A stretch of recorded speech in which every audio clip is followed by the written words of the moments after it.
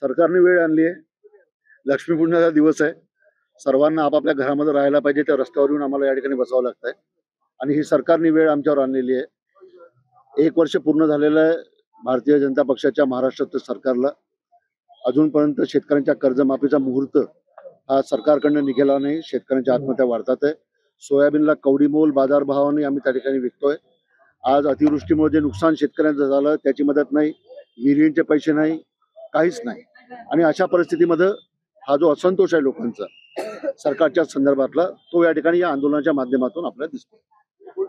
पुढची भूमिका आता याच्यानंतर आम्ही रस्ता रोको आणि चक्का जाम करू पुढच्या याच्यामध्ये, आणि त्याच्यानंतरही सरकार जर मानलं नाही तर पुढच्या काळामध्ये मुख्यमंत्री आणि या राज्यातल्या मंत्र्यांना रस्त्यावर सुद्धा या राज्यातला शेतकरी फिरू देणार नाही, हे मी या ठिकाणी आपल्याला सांगतो. येस, तिथे तुम्हाला एक तो चेक दिसेल, सोयाबीनचा गगनाला भिडणारा भाव भेटला एपीएमसी मध्ये. त्या ठिकाणी चेक ठेवलाय आम्ही हिंगणघाट बाजार समितीमध्ये. किती रुपयाला भेटला?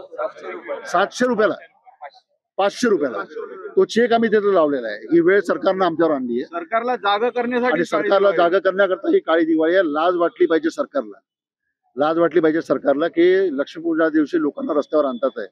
त्यामुळे काहीतरी विचार करा, चिंतन करा. राज्याचा मुख्यमंत्री महाराष्ट्र विदर्भातले आमच्या वर्धेपासून 50-60 किलोमीटरवर मुख्यमंत्री राहतात आणि विदर्भातल्या शेतकऱ्यांच्या व्यथा ते जाणू शकत नाही. याच्यापेक्षा दुसरं दुर्दैव आमचं नाही आणि शेतकऱ्यांचं पण नाही.